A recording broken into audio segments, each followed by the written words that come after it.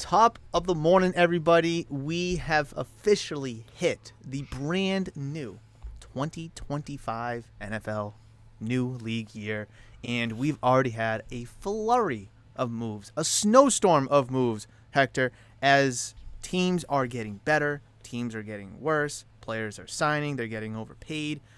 I've always said this, whether it was just us offline or even here on the channel.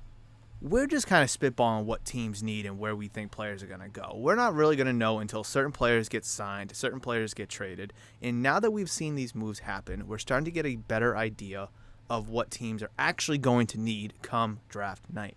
But before we get into anything, I hate these headphones. Before we get into anything, Hector, good morning. How are you? I'm good. How are you? I'm peachy, thank you. I am ready to rock and roll. We have a great episode planned for today. We do. And it is raining outside, but that's okay. It's gloomy, but we're here to have some fun. There's been some news in the NFL, obviously. Mm-hmm. DK traded, Sam Darnold signs. What's the biggest move that we've seen so far here in the brand new league year? I think the biggest move, and this isn't in a good way, but it's the new, literally happened last night, the Jamar Chase and T. Higgins signing. Yes, what perfect timing that was. That was perfect timing. And now, literally, 5 minutes ago, the Derek Stingley extension. But it's no. Anything else while we're recording? Sure, we have our phones on. No, yeah, but I think if you're the Bengals and you saw what happened last year where you're in a shootout pretty much every game, you should have. I like the idea of tagging T. Higgins. Only reason I say it is so you can trade him, try and get value for him. But you're paying two receivers. $70 million combined Crazy a year, money. plus what you're giving Joe Burrow. Now I'm here and they want to extend Trey Hendrickson, and it's like I'd trade Trey Hendrickson, get that money off your books, or it's not really much because he's on his last year, but then build the defense because if they don't build the defense, they're gonna have 55 to 50 games every single year. Great for fantasy, means I'll probably target Chase and Higgins and all that, but if you want to win a Super Bowl, it's not how it's going to happen. It's definitely going to be an interesting way to see what they do with that. What do they have? 20? 19? 20? No. I think 18, it's 20? 18. Or 17. I can just I look think at it's it. It's 17. like right in front of me. How about I just look at it? That's a great It idea. is 17. Oh, Yeah, I mean, we've been kind of speculating that, like, if an Emeka Ibuka is on the board at 17, like, they take him because they've moved on from T. Higgins, and, they're trying to set themselves up with a younger receiver, or now maybe they go with an edge because, Trey Hendrickson might not be coming back. So it'll be very interesting. Or they maybe trade it because they have too much money tied up to 3 guys, maybe 4 guys very soon. So, I mean, crazy timing about that. But I do kind of want to touch upon the Sam Darnold thing because that's one of the many quarterback dominoes to drop. Obviously, he has signed with the Seahawks. Geno is with the Raiders. Have we seen other moves off the top? Justin Fields to the Jets. We're still waiting on Rodgers. We're still waiting on Russell Wilson. Jameis Winston, even, we're kind of waiting on, as we like to joke about. They're going to get signed, right? Yeah. I mean, they're not going to go into the draft as free agents. I don't think they will. So what does the Seahawks roster reshuffle, as they're calling it, kind of tell you, so to speak? It's telling you they're trying to go in a different direction offensively. Completely. Which I kind of like because every year their offense has been fine, but not enough to beat the good teams. And even if they did beat the good teams, it was either low scoring or the offense had to really show up and show out. The new offense, I know we both talked about it and we had our different opinions. I don't mind the retooling. I do think Geno is a way better quarterback than Darnold. I just think Darnold fits the system they're trying to go into much better. I think Cooper Kupp's better than DK. JSN is, he's still there, so it doesn't matter. But they need another piece in the offense because are you fine going into the year with your receiver 3 being MVS and then your receiver 4 being Jake Bobo? Do you know that MVS, Marquez Valdez-Scantling, produces MVPs in this league? Yeah. He is the singular factor. The denominator. So are we saying am I saying Sam Darnold's going to be MVP? Hell no. Hell no. But no, it is extremely interesting to see that kind of move. And obviously I sent it to you this morning about the guaranteed money being in the first year. So with the Sam Darnold extension, does that still put them still in a play for a quarterback in the first round? Maybe not the first round, but we could see it in the second or third round because that guaranteed money is all the way only in that first year and everything else is dead money. Or not dead money, I should say. Yeah. I was thinking probably not this year. I think this year, since all the money's on now, they're going to try and just build around them. Like, try and make a Super Bowl push. Yeah. Well, they won't do, but Yeah. I mean, worth a shot. But I think the reason all the dead money's gone in the next year is, hey, maybe if the first year is, hey, this guy sucks. He was They're just going to realize that after this 1 year. Well, they don't think he already sucks. Well, that's why all the dead money is now. So worst case scenario, hey, he had a bad year, get rid of him. The next quarterback class is going to be pretty good, so hopefully they can find someone in there. It's funny to see that. All right, they have him for 3 years. So worst case, he's there for 3 years. But in case he does suck, they can let him go, no penalty. In case they do find a replacement that is better, whether it's through the draft or maybe someone else becomes available, it's no dead money. You can just let him go. Very interesting why Sam Darnold signed that kind of agreement. But you know what? He got the money. A lot of it is guaranteed, more than we'll ever see in our lifetime. So I guess it really doesn't matter. As long as he's making money, I bet he doesn't care. That's it. I kind of talked about the whole quarterback dominoes. I mean, there was a time where Matthew Stafford was kind of in play. There was a time where Tua was possibly on the block, but not anymore, obviously. So it is going to be very, very interesting to see we've already talked about quarterbacks. We don't have to get into it today again, but it will be very interesting to see what the Browns do, what the Titans do, if the Giants make a splash. I mean, there's ties to, obviously, Wilson. There's ties to Rodgers still. So, I mean, I think those teams are going to want to address the quarterback position in some way before. I guess the Browns did with Super Bowl winning champion Kenny Pickett trading for him. But it will be probable that they address the quarterback position before the draft. But we're not here to talk about quarterbacks. We will talk more about the Seahawks a little bit later in today's video, guys. But we want to dive into wide receivers. That is going to be our offensive position for today's video. And, I mean, wide receiver, very, very interesting. There's the upper echelon, good couple guys in the middle, and it's deep, but it's meh. Yeah. What's your feeling on this wide receiver class? I like it. I guess it's still very top heavy. So it's going to be one of those classes where if you want a receiver, you got to take one in the first or early second. Because outside of McMillan, Egbuka, now Matthew Golden, who's been climbing up the boards. Absolutely. Luther Burden. It's obviously there's probably some guys I'm not thinking of. Obviously, Jaden Higgins is there. I think there's the other Iowa State receiver who's pretty Jalen Noel. Is he Utah State or is he also the Iowa State? I know there's also the Utah State. Jalen Royals. That's what I was thinking. I'm only looking at the list, guys. I'm not just throwing this off the top of my head. You know who's dropped insanely? Who? Tez Johnson. I know the combine wasn't that good, specifically the 40 time, but I think he'll be a steal in the draft. He was once, or maybe in January, projected to be in the first round. Yes. Good Oregon offense. Now he's maybe not even a day 2 pick. I don't like that. He is currently ADP is 91.7. That is awful. The third round without compensatory picks ends the 96th pick. He is a fringe day 3 guy. That's awful. I think obviously I watched tape on Tez Johnson mostly because I pulled his auto, but big fan. But he runs a lot faster than the 4.5 he put up, and I know it's how does he run faster with the pads on? And it's clearly he doesn't run fast with the pads on. Yeah. But when you're watching the game, he's not a 4.5 guy. Yeah. I expected him to run a 4.3.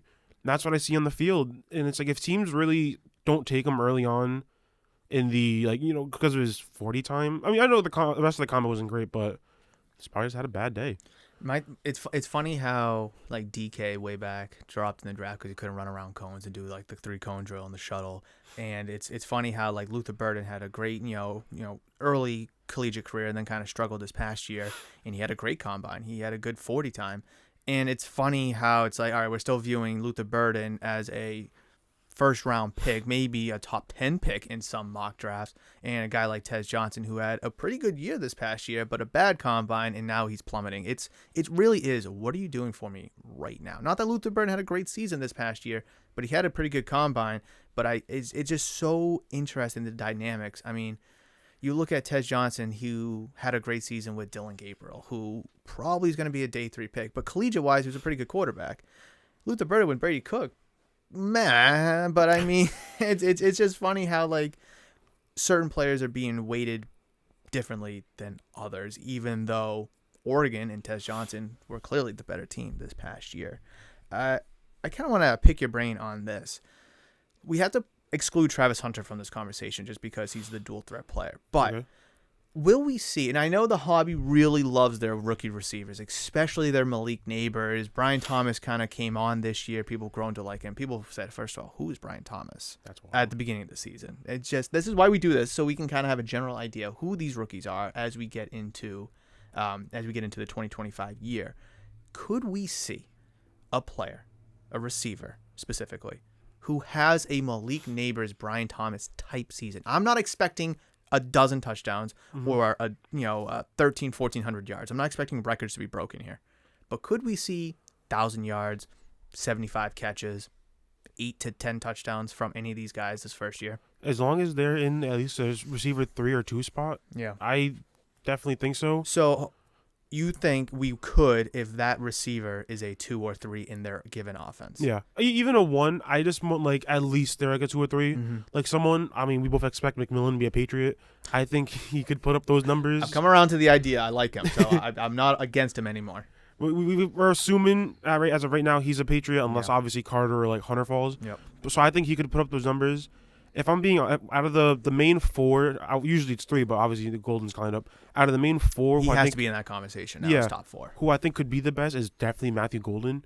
I think he'll probably have the best season out of the 4. So for people that don't know who he is, receiver from Texas, obviously played well with Quinn Ewers, Arch Manning at times. Him and Isaiah Bond were kind of the 1-2. Probably Isaiah Bond at the beginning of the season was probably the number 1, Oh, yeah, being the 100%. transfer from Bama. But Matthew Golden has by and far blew him out of the waters. Just wanted to kind of tell people who he is, but carry on. It's just everything he does. I love his hands. His hands are great. He catches pretty much everything you throw at him. His play style is awesome. I love his routes. It's a lot of the issue. A big issue with a lot of these young receivers is their catching. Not because they can't catch well, but I've noticed, like, when me and my dad are watching the games, even if it's not even just the Packer games, it's receivers will catch the ball and then look away immediately before actually, like, making sure they have the ball in their hands, which Lisa drops. Always, yeah. The Packers struggle with it badly, and it's like, just make sure you have the ball in your hand. You can turn your head later. That's why I love Matthew Golden so much. You can throw him. All right, You could throw him a cold and he'll catch it. Yes. he just. I think he has the best hands in the class right now, and I think he'll have the best season. Obviously, depends on which team you go to. So, like, if he was, my dream is he lands with the Packers.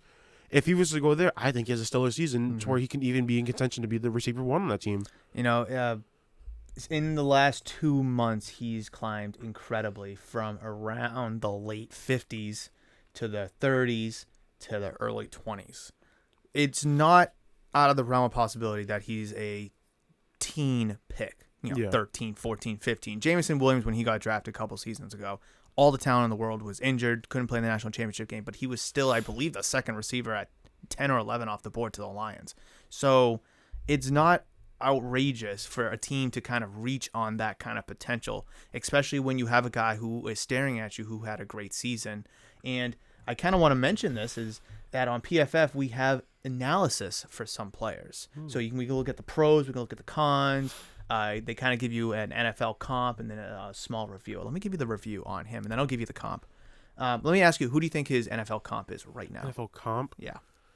Oh, that's a good question. I want to say someone like, because his hands, probably like Devontae or Cup.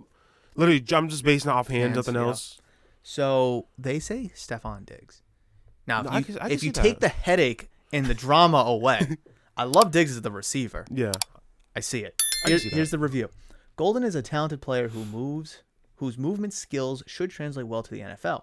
His advanced avenues of success, whether through beating press, impressive footwork, after the catch ability, or kick return prowess, make him a player who could be a high-end wide receiver 2 in the league.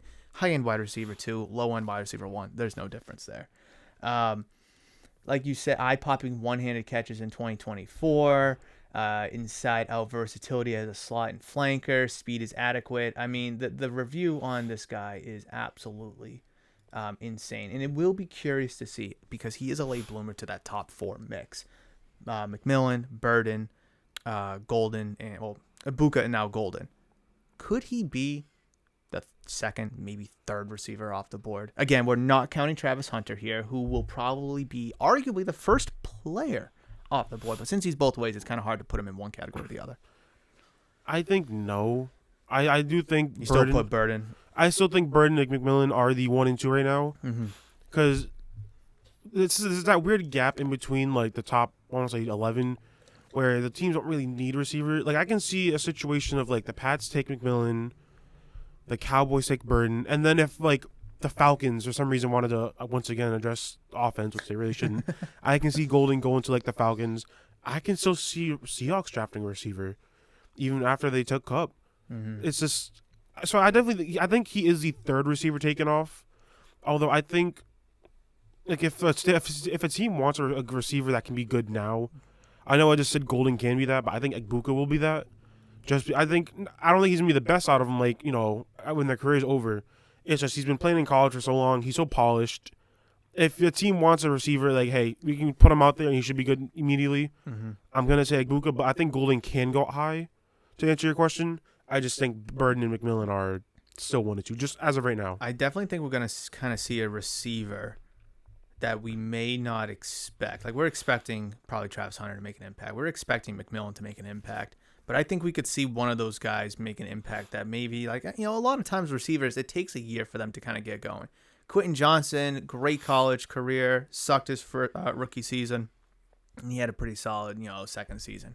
So it's not out of the realm of possibilities for a rookie receiver to struggle out of the gate and then perform. But I do think we could see a guy like Egbuka, not to kind of throw Ohio State shades, but like have a Chris Olave or Garrett Wilson type season where Chris Olave was good, not great, but he was pretty good for a rookie. And then you have a guy like Garrett Wilson who was great his rookie season. So I definitely do see a guy like Egbuka who's kind of that third, solidified as of now, at least that third guy in the pecking order.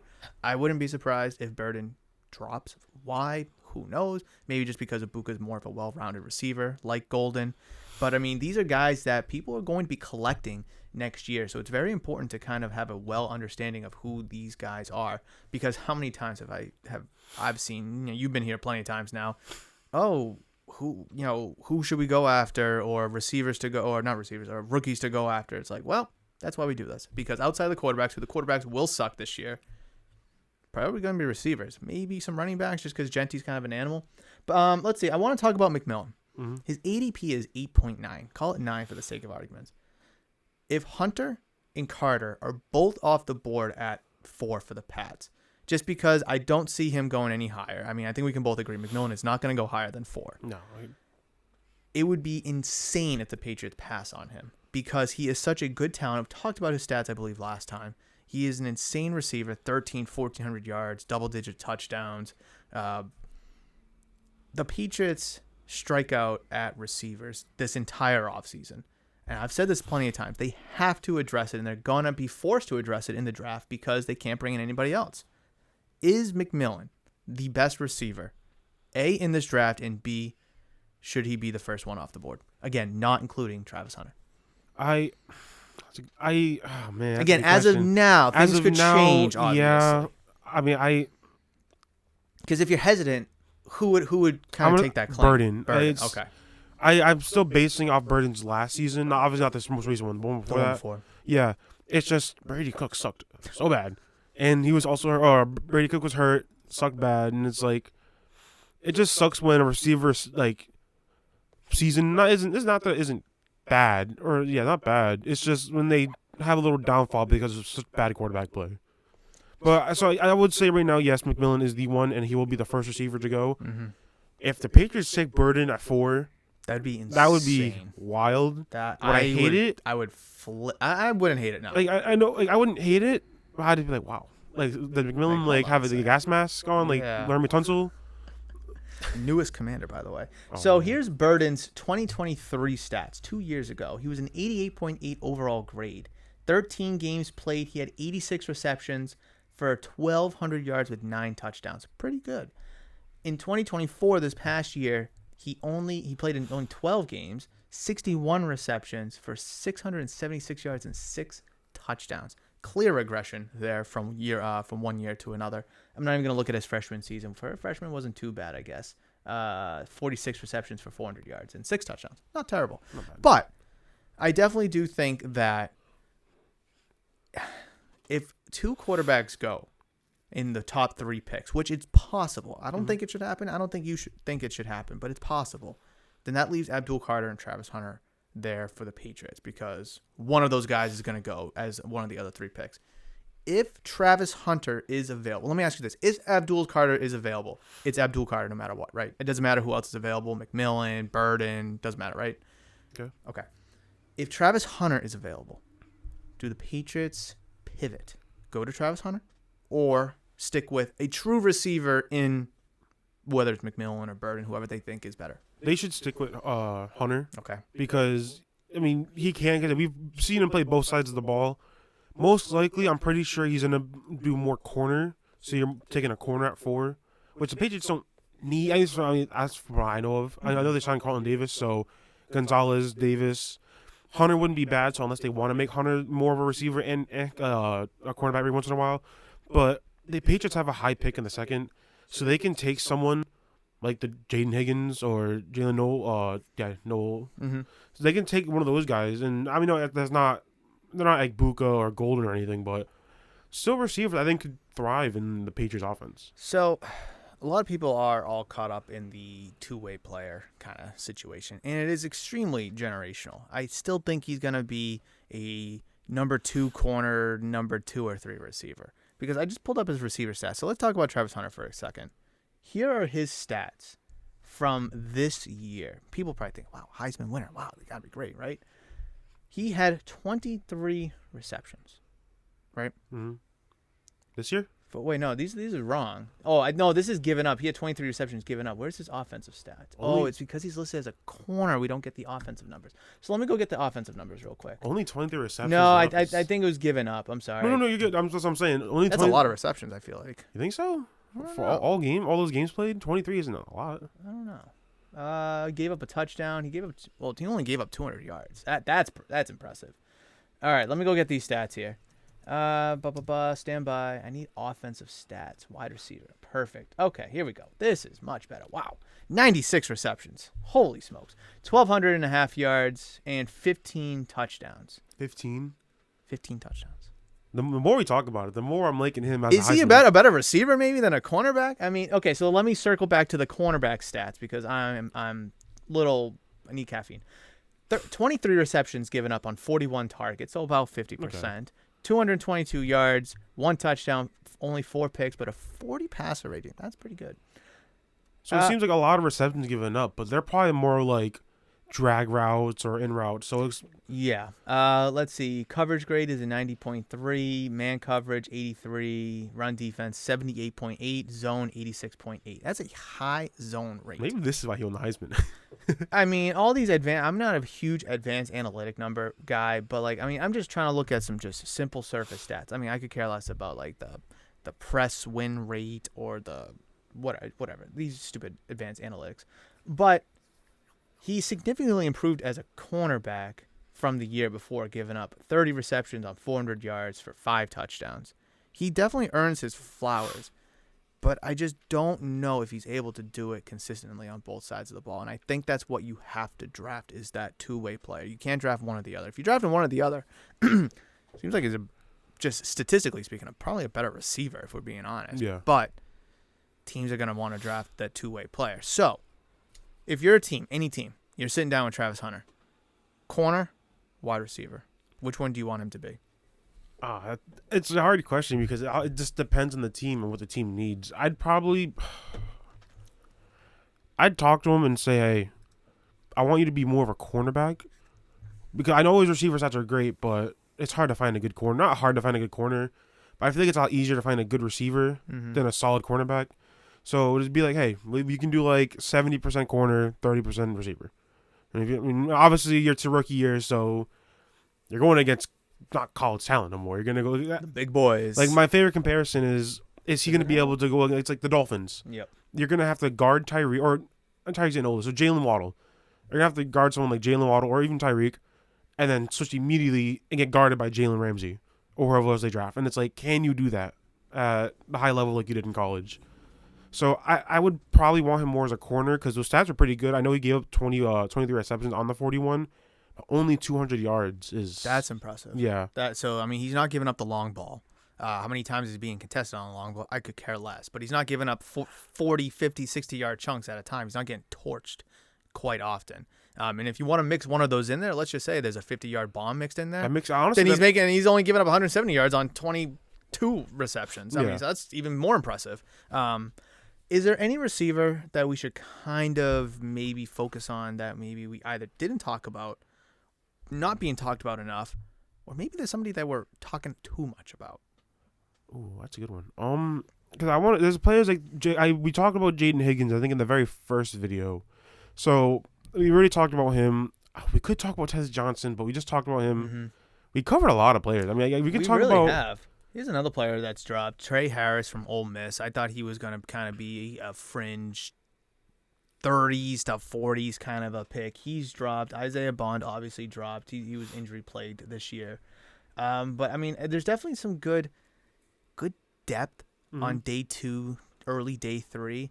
But it's just, how many times do those guys not work out? Oh, but Murph, how many times do they do? Yes, sure. But it's, if you're a team that needs a receiver, you need a hit on that player. You're not going to run into your Cooper Kupps on day 3s and your Puka Nakuas on round 3 and your Puka Nakuas on day 3 all the time. Mm-hmm. You need to be able to actually draft and develop at a higher level if you want higher talented players. Yeah. So, I mean, like, there's a guy like Xavier Restrepo who's probably going to be a slot corner in this league, maybe a number 3 at the very best. But, like, I mean, is he really worth a second-round pick maybe? Is he more of a third or a fourth-round pick? It's going to be very interesting to see. And, again, it's all based on team needs and how the rest of the offseason kind of shakes up between now and then. Did the lights just flicker? Yeah, it did. Wow. I thought that was me blinking or something. Whoa. If this cuts out, then we lost power. Like I said, it is raining today. So it is going to be interesting to see. Again, would you rather have the guy and pay for the guy, like in terms of draft capital, or would you rather have an okay guy and kind of save on that draft capital? I think it's going to be kind of a conversation the teams need to have with each other. No, I agree. But receivers is definitely one that is going to be very interesting to see how it shakes out, because after the big 3, now big 4, we may not see another receiver taken until like sometime in the second round. It could be that bad, and not a bad thing. It's just once McMillan, Burden, Ibuka, and now Matthew Golden probably all go in the first round. What other teams are going to take a Jack Beck or a Jaden Higgins or Tez Johnson in the second round? So, excuse me. Let's talk about linebackers, because that's another one that's probably an interesting conversation, but not like it is with wide receivers. And I say it's an interesting conversation because of the lack of players at the position in this year's draft. It is a two-way race, 2-horse race for the first linebacker off the board. They're both going to be first-round picks. But after that, nothing. I don't think. I mean, sure, there might be some day 2 guys. I know there's Schlesinger from UCLA, and then there's another one I can't. So the top 2 guys, let's just kind of is talk about them. It's Jahad Campbell from Alabama and Jalen Walker from Georgia. 2 insane SEC schools. They've been kind of flip-flopping back and forth, number 1, number 2. Jahad Campbell has kind of soared to being a potential top 10 pick. ADP is 17.5, ranked 10. Jalen Walker is 23.7, ranked 30. They're probably both going to be out of the first round, in the first round, I should say. But after that, you got Demetrius Knight, Carson Schwesinger, Chris Paul Jr. I guess he didn't want to do basketball. Jeffrey Bassa, Barrett Carter, Jack Kisser, Kobe King. I mean, I can't go on and on and on about these guys. I don't know who most of these guys are. Okay, so what can we say about, let's start with Jalen Walker. Georgia linebacker, obviously tons of experience. He is a top-tier defender, ball hawk, tackler. Should he be the number 1 guy off the board? Or I think he should, and it might not be what you think. Yes, he's a great linebacker, pretty good edge rusher, and all the things you just said, but he's a great locker room guy. Yeah. Everyone loves him. He's a great leader, and that's what a lot of these teams need. Like, you go back and look at like 2010s football. You got like people like Luke Kuechly, J.J. Watt, who are like the clear leaders and motivator of their defenses. Ray Lewis. Like, now you look at it and it's like, there's some players who are leaders, but you need that one guy who's like the quarterback of the offense, which is the linebacker.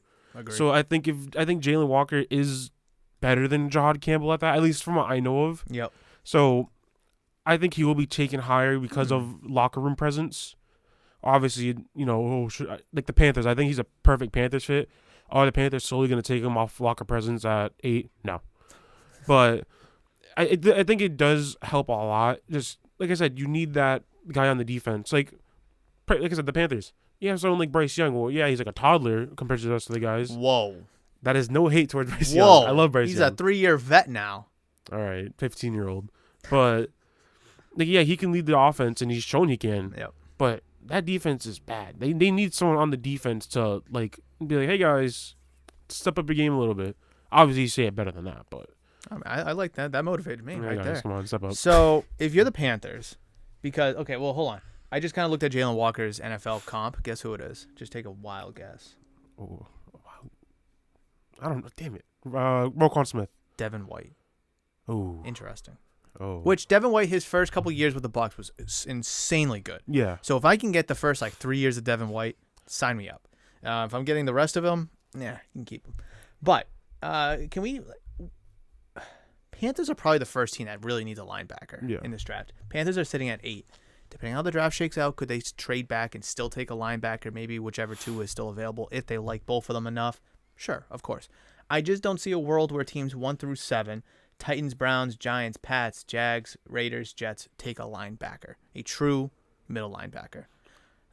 Would you agree or would you disagree? I think those teams do need a linebacker. I mean, every team needs a linebacker. Well, yeah. Just I don't think you would take Walker with those early round picks. Okay. So, if you're the Panthers, what's a more probable outcome? Jahad Campbell, Jalen Walker, trade down. Oh, I'd probably say Jalen Walker. Okay. You really like Jalen Walker. I do like Jalen Walker. I like Jahad Campbell as well. Okay. And I do like the trade down idea. But out of those 3 scenarios, I think more likely we're going to see Jalen Walker. Let me kind of dabble with this. Could we see a trade down from the Panthers from 8 to 12? Guess who's at 12? Dallas.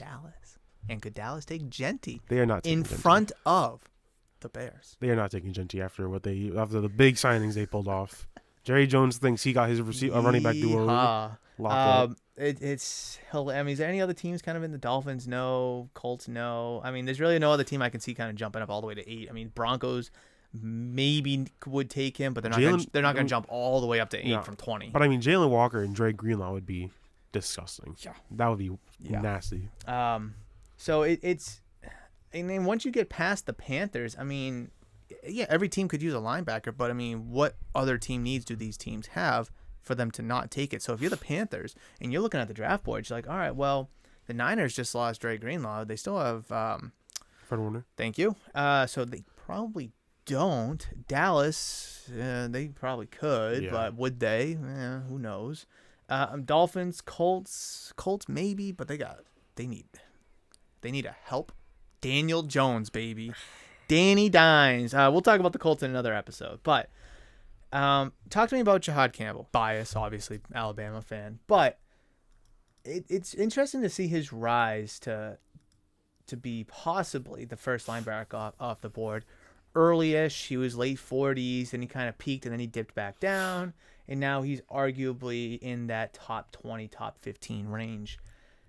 Should linebackers go this early in the draft? I mean, you said they're the quarterback of the defense. Quarterbacks are probably the most important position in the game of football.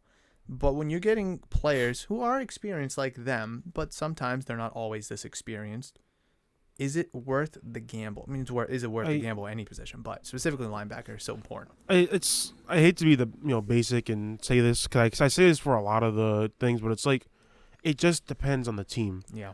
Like I'm trying to think of. I mean, you're not wrong when you say, "Oh, it depends on the team." I mean, because it's true. Like the Panthers, they could take one at 8, like Campbell or Walker at 8.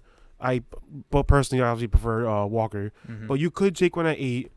You could be like the Cowboys. The Cowboys can need one. San Fran doesn't need one, but losing Dre Greenlaw is a huge hit. Yeah, we saw it in the Super Bowl 2 years ago when they lost him at halftime. I think if he is in that game, they win. So they could take one. The Bears, they could, like jumping down a little bit. The Seahawks can do it. The Bengals, the Packers, Bengals definitely. Yeah. Bengals need anybody on that I think side. the Minnesota do they? I don't know. I think they need linebackers. So it's just it depends on the team because like obviously it seems like Baltimore doesn't need one. You got Roquan Smith. Mm-hmm. The Steelers could, but I like Patrick Queen. Didn't they sign Devin White too? I think for like a week. Speaking of Devin White, Oh God. It's funny how these teams need linebackers, or possibly could take linebackers, when there's a lack of linebackers to take, especially in the first round. I mean, we can dive into the day 2 picks, bore us to death here, but it's just a 2-horse race. I mean, it's funny because when we talk about running backs, it's always been like Genty. For a long time, it was Genty's the only guy in the first round, and then next thing you know, slowly Amarian Hampton's creeping into that conversation. He's creeping into the early 20s, and now it's like, all right, there could be 3 running backs off the board. Quinshon Judkins could be a running back off the board in the first round as well. So it's like, whoa, where are these running backs coming from? Where are all these linebackers at? I mean, we could probably sit here and say linebacker is probably more important than running back. Running backs are coming out of everywhere. Linebackers are nowhere to find. Now, listen, if we're missing a guy, if we're missing a linebacker or even a wide receiver from our conversation earlier, let us know in the comment section because I want to know. Other than Jahad Campbell and Jalen Walker, I got nobody. I know Demetrius Knight is pretty good. He's, if you don't mind checking, he's at South Carolina, right? Yeah. He was a part of that great defense last year, and I know I'd probably put him over the, I'm not pronouncing his last name, the UCLA guy, but. Schwessinger. Yeah, that guy. Schwessinger. But I know he was a part. He obviously helped that great defense. It's just I think when Jalen Walker and Campbell are 1A, 1B, and I think he is too. Okay. So I know Demetrius Knight is pretty good. It's just other than that is like it's a huge drop. So is it the fact that Jahad Campbell and Jalen Walker are just by and far better? I think so. Okay, because I was going to alternatively say, or is maybe Demetrius Knight just not as good as maybe you think, or as good as he should be because of the huge disparity there between the top 2 and then the field pretty much. Yeah, I mean it could very well just be we didn't do enough research on him. That is true. Because that's how I know they didn't make it into the playoffs, but that South Carolina defense was good. Yeah. Was really good. Yeah. I mean they debatably have 2 first-round picks, not including Demetrius Knight. Who is it? Shamar Stewart. Okay. Oh, well, no, 4 then. They have a lot. I wasn't even thinking of even Warren. Scorton, Yeah. Shamar Stewart's Texas, right? I think. I could be wrong. I'll check. Yeah, check if you don't mind. They have the same colors. Stewart. Oh, I spelled Stewart wrong. Texas A&M. I don't know. I thought it was South Carolina. Then was Scorton A&M? Scorton. Oh, Nick Scorton's A&M too. Same colors. Then the colors are throwing us off. All right, then fine. So yeah, then Demetrius Knight can be. Yeah, Nicky Minmori can very well be a first-round pick. I feel like there's an edge rusher from South Carolina. If I can't even spell, yeah, okay, he is from South Carolina. I will look real quickly. Let's see, edge. We have from USC. We have Kyle Kennard. ADP is 71. No, he's pretty good, but obviously not first-round pick. Yeah. So then, my apology. I don't know why I was getting those colors fake mixed news. up. How could you? How dare you? Oh my God. Like NBA Centel. Seriously. Okay, real quick before we go into our 3 teams that we're going to talk about. Okay. Do you think that this draft is going to be more offensive heavy or defensive heavy? All things considered. Probably defensive heavy. I like the defense in this class. Very interesting because the defense of the quarterback, the linebacker, probably is the thinnest. I don't want to say the thinnest out of the bunch, but let's see. Line is deep. Edge is deep. Corner's pretty good. Safety's kind of thin. Yeah. Maybe not the thinnest, but it's definitely thinning. All right, so let's talk about let's start with the first team, or the highest draft positioned team, the Jaguars, that we're talking about today. They made no moves. They've cut players. No, they've made. Who they bring in? That's a good question. Exactly. So they made they. Well, I like what they're doing though. If I'm being honest, it's a little stripping weird. It down. They're the new GM, a new coach, new GM. Hold on. Oh man, here I knew it was coming. Duval. I got that down pat. That's great. But have you seen the new GM? No. He's like in mid-20s, 30s. He's a young guy. Okay. So that's like me being the GM. Yeah. I mean, I can do the same thing, but it's Madden. But anyways, so he's stripping down the team. Like, yeah, it sucks they got rid of Ingram, but he wants to get younger. He wants his team to. He said he wants to build through the draft, which I like a lot. Okay. So get a lot of that money off. Okay. Yeah. Trevor Lawrence, he doesn't look great, but he's still young, so you can still work with that. Brian Thomas Jr. great. ETN did not have a good year last year, but if you look at his whole career, he's a good running back. Sometimes down years happen. It's not a shocker in the world. So let me ask you this. I'm looking at the Jags draft capital. They got 5, 36, 70, and 88. Those are their 4 picks in the top 100. That's kind of like the bar at the top 100. Do they? Because we were kind of pegging Mason Graham at number 5 for the most part. Now, obviously, that'll depend. Do they want to build through the draft? Trade out of 5. If whoever's not there that they want. If they want Mason Graham, fine, take him. If you want McMillan, if he's still there, take him, whatever. But, let's say 2 quarterbacks go, so that obviously thins out the fluffens up the pool of available players.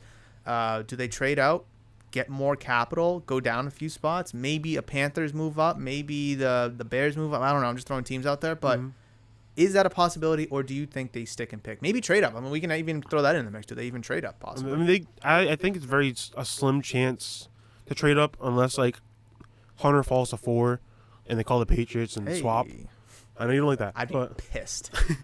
But I think there is a chance they trade down, but I don't think it's far. I think if they can go from 5 to 8 with the Panthers. Yeah. So I think if they do trade down, only a few spots. Do you think it's more likely that they stick and pick or possibly trade? I think it's they're more likely to stick and pick. I do too. I just like the idea of possibly trading down for them because they need so much. Their franchise will not get fixed with the 5th overall pick. Doesn't matter who they take. They could take Abdul Carter and their franchise will still suck. You need to protect Trevor Lawrence, which they can't do.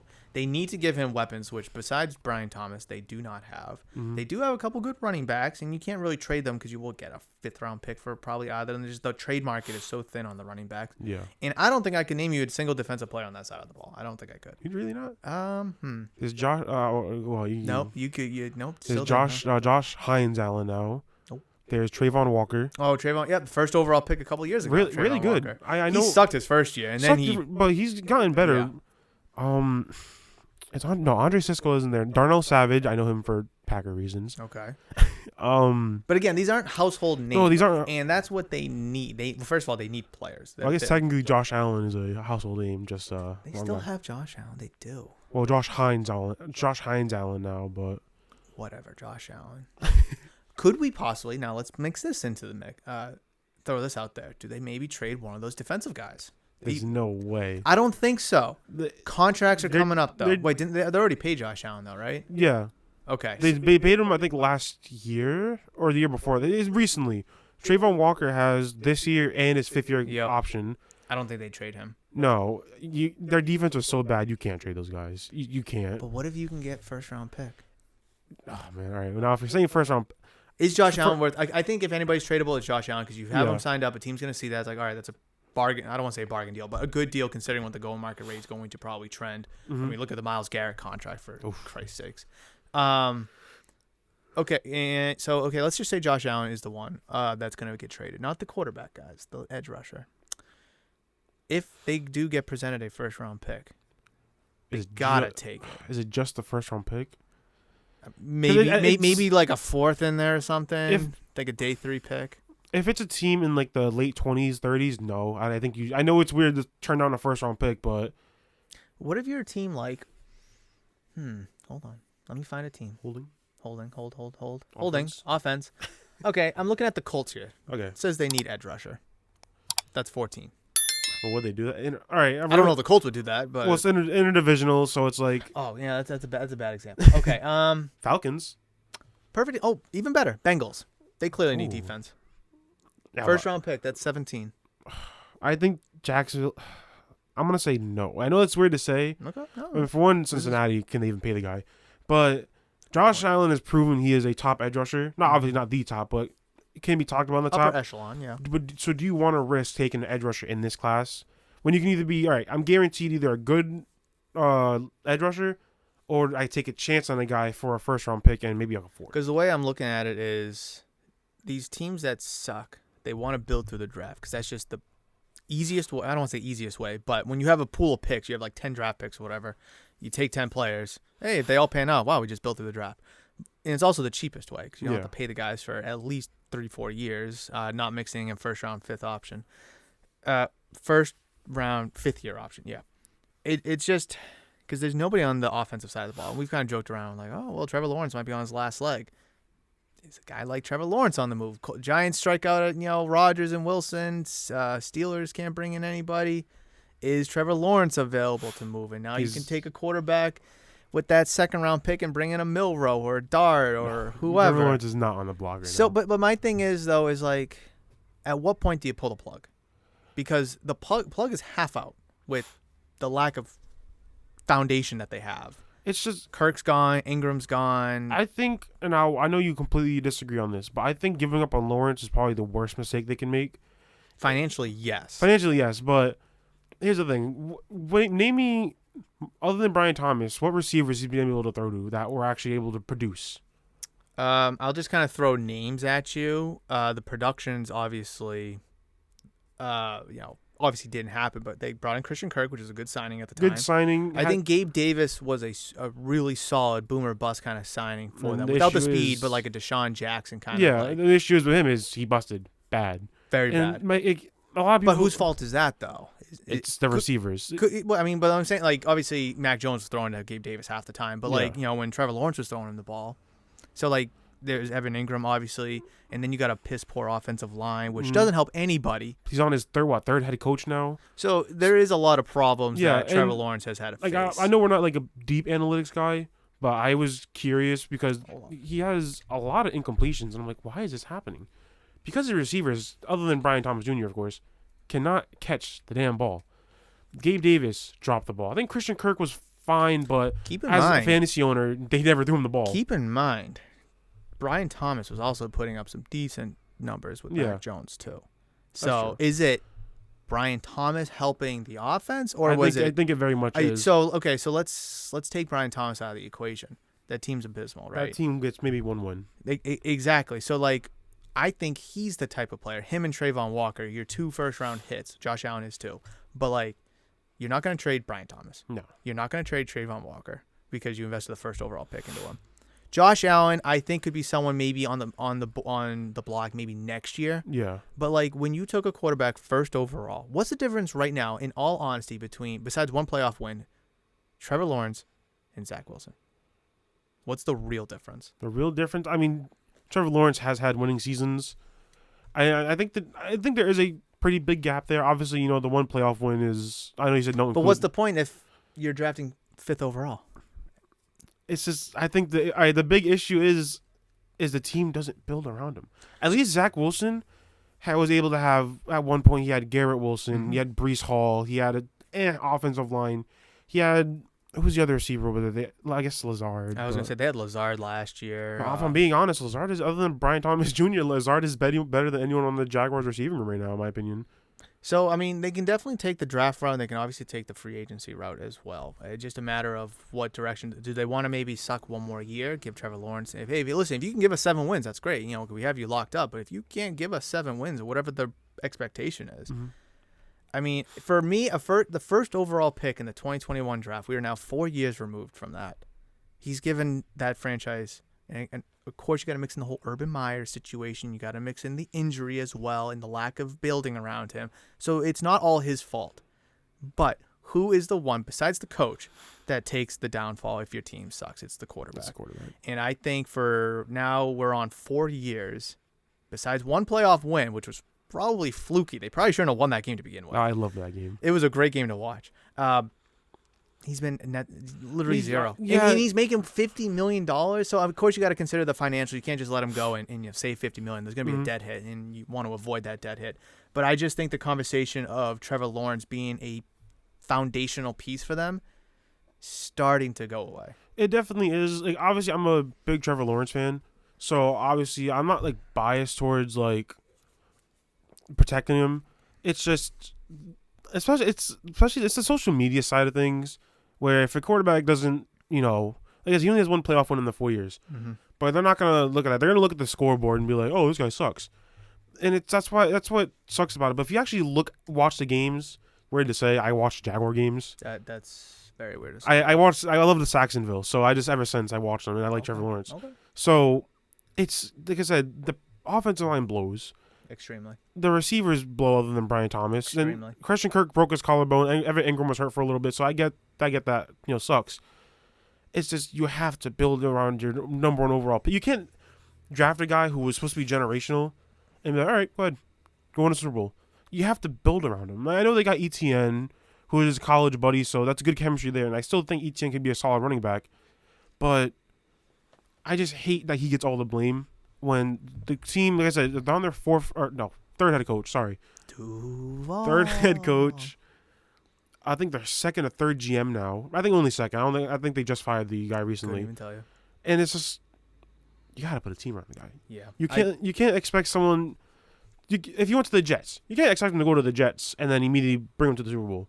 Yes, he's I think we're just looking for relevancy and some competency. Yeah. Like, I mean, there's obviously moments, every team's looking to win the Super Bowl, but and there has been moments. I'm looking at the quarterback record: 3-14, 9-8, 8-8, and then 2-8. So the potential is there. Mm-hmm. How much of that was Doug Peterson? We'll find out. How much of that was Christian Kirk? We'll find out. How much of that was Evan Ingram? We'll find out. Maybe Trevor Lawrence just sucks. We'll find out. There's a very good chance find out. He's a bust. But as of right now, I'm still holding on to the hope that I still believe in him. It's hard, and I say this for I love this example. I talk talking about Dak Prescott with Cowboys fans. It's like Dak is a good quarterback. He shows up. He doesn't show up in the big moments, but he shows up in the regular season.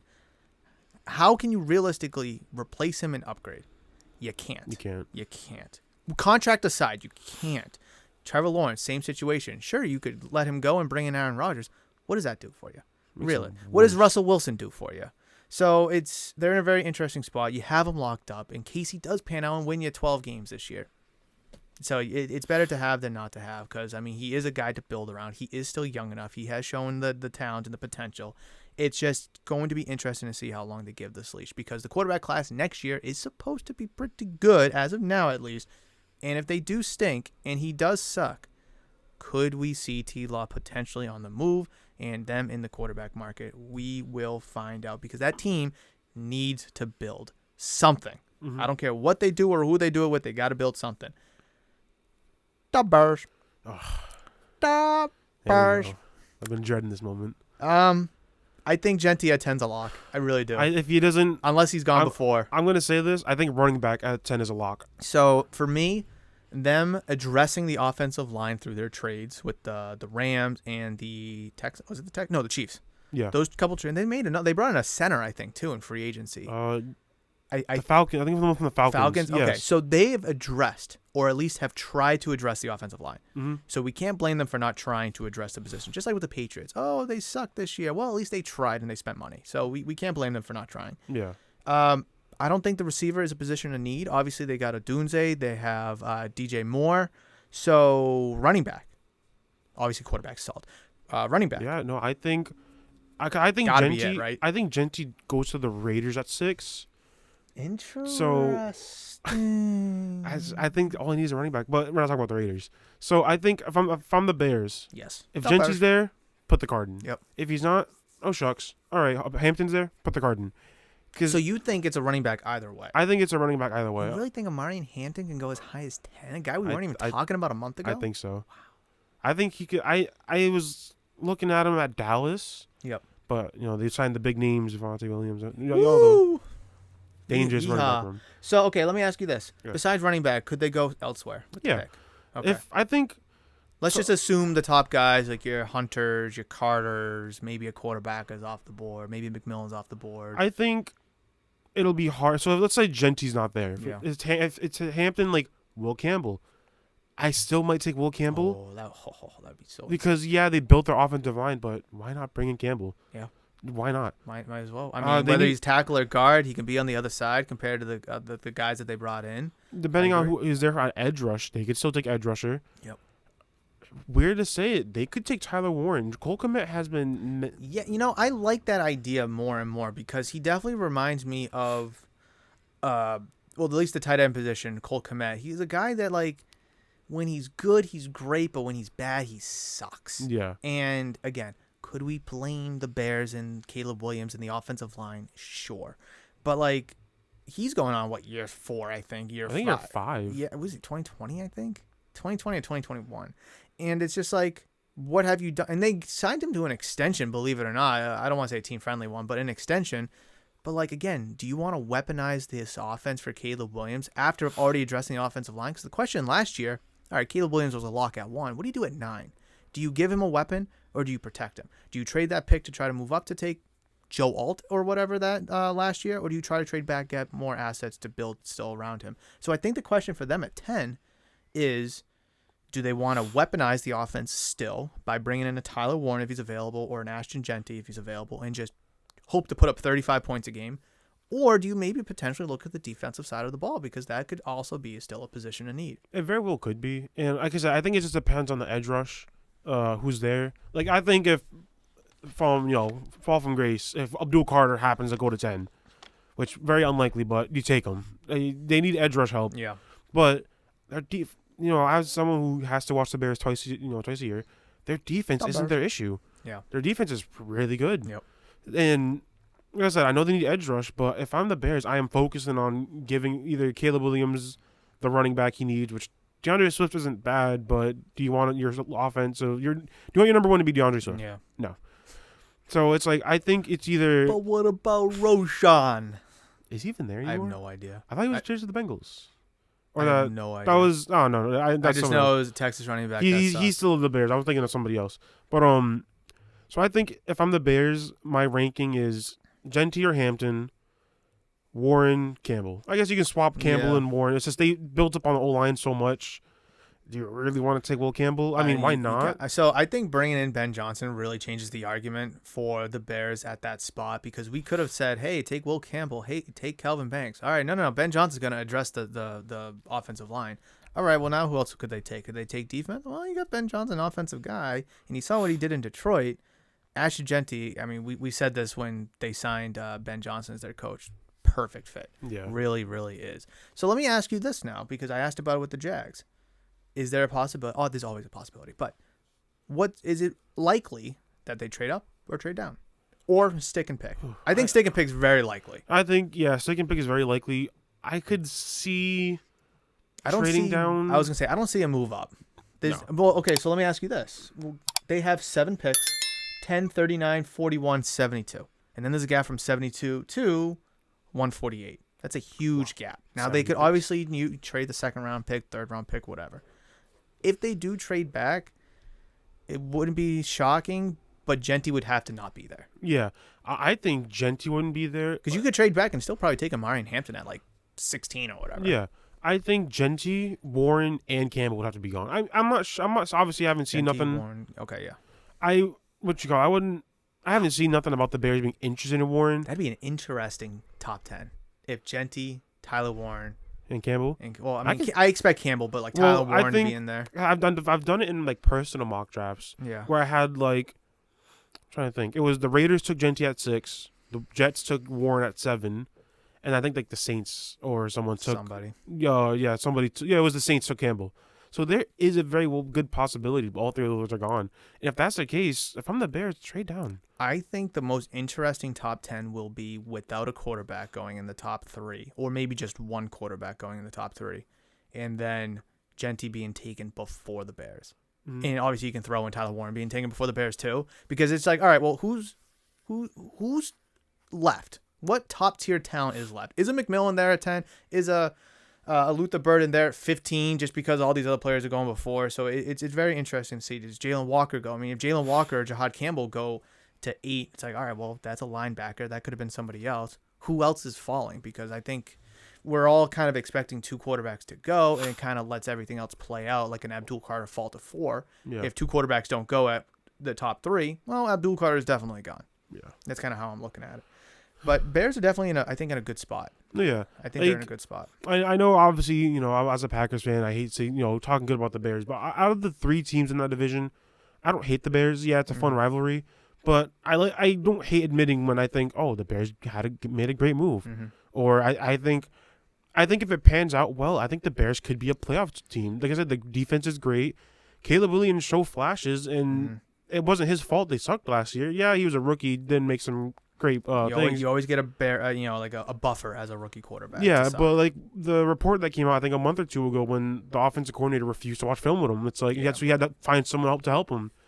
That's tough. Like I liked Caleb Williams a lot in college, so I think he could be a great quarterback in the league, and I'm ready for the Bears to take that step up. I think the NFC North has a chance to have 4 teams in the playoffs next year. I'm going to be really curious to see which team, out of the Bears and out of the Lions, will be better or look better after draft night. Because I think the Lions will obviously argue that, like, hey, we're the better team, leaving draft night, depending on what they do at 20 whatever. But considering the moves that the Bears have made, with potentially other moves ahead, if they bring in Genty, I mean, it's going to be a hard conversation to not say the Bears are the best team in that division just after the first round. I don't think I still think the Lions are a step ahead. I think right now it's so hard because the division is so good. Yeah, like the Lions, you can't take their crown yet. It has to be taken from them this year. The Packers have always been good. Yeah, I'm just kind of looking at it from like on paper purpose. Yeah, Packers they had a lot of injury issues. Like Jordan Love was never healthy this year, fully healthy, so that sucks. The Vikings with Sam Darnold won 14 games. I'm pretty sure J.J. McCarthy can come in and win at least like 10 or 11. And then I think the Bears, if the moves work out, they could win 10 or 11 games. I seriously, when I say this, I think the NFC North can have 4 playoff teams. It'll definitely be very, very interesting. I don't think that has happened. No, ever since they expanded. So it could. We'll see. And I wouldn't be surprised if there's a team just out of the 4 teams that just kind of suck out of nowhere. Hate to say it. Maybe the Packers. Probably not. That's possible. Probably going to be I think they would be the Vikings, if anything, just because JJ's going to have his, red shirt, season kind of. There's going to be some growing pains with, there. There could be some chemistry issues with him and the receivers. So it'll be interesting. But we're not going to know. I mean, we're looking at it from 10,000 feet. It will change between now and draft night, most likely, and then definitely from draft night to week 1. So we've been predominantly talking about teams in the top 10. I know we talked about the 49ers once before, and I think, did we talk about the Cowboys before? We could have. I'm not sure. No, but we're going to talk about a team that's further out at 18. This is the Seahawks. We did allude to them a little bit, but we definitely want to try to focus leading up to the draft teams within like the top 20-ish picks. So who knows what we'll talk about next week. But we're talking about the Seahawks today because the moves they made, whether they're good moves or bad moves, they're moves they're trying. Yes. They're not rebuilding. They're retooling. And I think from that perspective, I respect it. I do. Do I agree with it? I don't know. I mean, I think they could have done better, especially at the quarterback position. But like getting a second round pick for DK, there clearly was a problem there. Yeah. Whether it was with him and the coach, him and the quarterback. Well, the quarterback was gone, so you got to get rid of that thought. But are the Seahawks better on March 17th than they were on February 7th? I don't know when Geno was traded, but let's just say he was still on the team February 17th for the sake of argument. I'm going to say yes. They are better. We talked about it earlier, but it's not just the offensive side. I'll talk about the offensive side first, but Sam Darnold, I think, fits the system better. I think Geno is better. I should probably clarify that, but I think Sam Darnold fits the system better than what they're trying to do over there. JSN, he's good receiver. He took a huge step up last year. Huge step up. He could easily be the number 1. I know they got Cup, but he could easily be the number 1 in that offense. It sucks that Lockett's gone. I think Lockett was a great veteran piece. Veteran presence. Yeah. Yeah. But now you have Cooper Kupp. I feel like they're kind of going in a completely different. I think Tyler Lockett was kind of like a remnant of like the Pete Carroll era. Yeah. And with him gone, it's like, all right, Pete Carroll, everything about Pete Carroll is gone. This is the new regime. This is how we're going to do things now. DK, part of the Pete Carroll regime, gone. Was JSN a part of that, or was he like? Yeah, he was. But I think he was like the last season. year. Yeah, it was so Pete Carroll's last year, so it doesn't really count. Yeah. Geno Smith obviously gone, back with Pete Carroll, funny enough. So I think that the Seahawks, though they're retooling, they're also kind of restarting in a way. So they're not. I like it a lot. I like the moves. I don't know. I just don't know if I like the direction. I understand it and I respect it. I just don't know if it's best for the team because I think if you wanted to do a retool and you think that there's a win now window because the 49ers, maybe they're cracking and crumbling with the trades and the free agents that they lost. The Cardinals, who knows what the hell that they're going to do or be. And then why can't I think of the 4th team in there? Rams. Thank you, the Rams. They had some issues. They lost Kupp. Sure, they brought in Devontae Adams. Matthew Stafford wanted his way out, but he's back. So there's issues in that whole division. Yeah. If you really thought that now is your time to do this whole retooling, Could they win like an Aaron Rodgers, for example, or like I'm trying to think of who else was on the block of this. Russell Wilson. I was gonna say you bring Russell Wilson back in. If I'm being honest, I do think this is a good time to start the retool.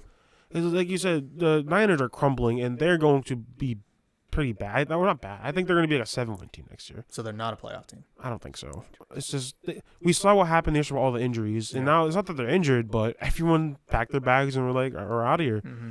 And it's like the Seahawks were a 10-win team, I think, last year. They were in the divisional last year. They were no, they weren't. In the divisional. The Rams were in the divisional. Yeah, they didn't make the playoffs, but they won 10 games. I think the Rams are the best team in that division right now. Now the Niners could very well still be. I could just be wrong, completely wrong about that. And if that's the case, that's fine. Join the club. But the Seahawks, I like the direction they're going in. The Cardinals have potential. They started off hot. They have a big draft this year to really address. Kyler's on a at the time crazy deal. Now it kind of looks like it's not terrible. Yeah. So the Cardinals need to definitely. But do the something. offense looks fine. Maybe bring in a piece like Buka. Mm-hmm. I don't know if I'd take Buka at that pick, depending on who's there defensively, because they need defensive help. But the Cardinals can be a good team. But Seahawks, strictly for this video, are not that far away from being the division winner. I think it just depends on, because the Rams could not be great next year, and it's not like record-wise, but that Stafford to Cup connection was pretty good. Now you're taking it away. You took away his best friend. Yep. So it's like, don't get me wrong, I think Devontae's better than Cooper Kupp, but is the chemistry gonna... That's gonna take some time to build. It's chemistry always. I think as much as I bag on Sam Darnold, I think that contract has the potential to be a steal. 15 million or so. I think it was like 110 million. So it's about like 33-ish a year. Baker Mayfield got 3 for 100, so that's 33 million a year. Baker's, we believe, better than Sam Darnold. But with Sam Darnold's age in consideration, plus the season he just had, if you can replicate it with pretty good receivers who he's never had besides in Minnesota, whether he was with Carolina or with New York. So you do have JSN, you do have a great veteran in Cooper Kupp. Maybe they addressed tight end at that pick. Who knows? Maybe they make a trade. Maybe they bring someone else in. Doesn't matter. But it does have the potential to be a really good contract. Age plus the salary, because look at the going rate for quarterbacks. 40, 45, 50, $55 million a year, and you're getting this guy who's 25, 26 at $30 or so million. As much as I don't like Sam Darnold, I understand the move, and it has the potential to be a really, really good move. I agree. I definitely do think that Seahawks have a lot to play with here in the draft. I'm looking at the picks. They got 1, 2, 3, 4, 5 picks in the top 100, plus another 5 picks on day 3. They could play. They could move up if they want to. They could move down I don't think they should move down, but they could. They only got 7 picks in next year's draft, in the year after, so they could obviously kind of get more assets for future drafts. I think they're a team that if there's a player in the early 10s, 10, 11, 12, we could absolutely see them moving up. And I think they're going to be more of a move-up candidate than a move-back candidate. I agree. Like kind of like the Jags and the Bears. We can kind of see them more moving back than anything. But I think the DK trade for them is like a health thing for the team. Yeah. Getting rid of the whole Pete Carroll remnants. He has these kind of, I don't want to say off-field issues, more on-field issues, not a skill. It's more of a mental thing for him. So I definitely do think they're kind of bringing in more of a cleaner headspace for the team as a whole, because Sam Darnold still has something to prove. I feel like JSN, people kind of wrote him off his rookie year. I definitely know in the hobby they definitely wrote him off, but now he has more relevance. Kenneth Walker has something to prove. It will definitely be very interesting to see what that team does in what we both believe is a wide open division, arguably the most wide open division in the league. But Hector, that is going to wrap up our 3 teams and 2 positions. Anything that you want to discuss or mention or talk about before we kind of wrap things up for today's video?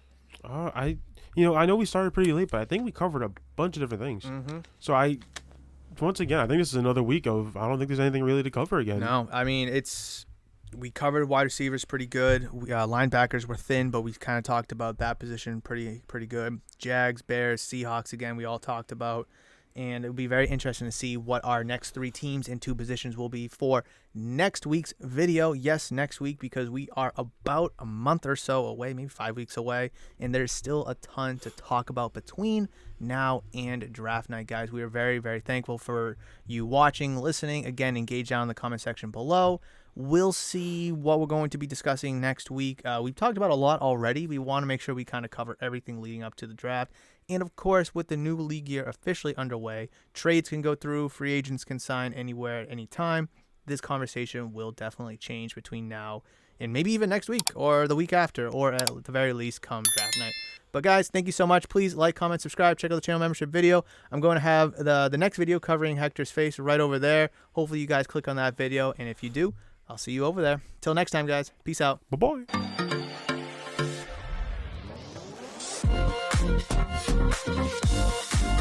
right back.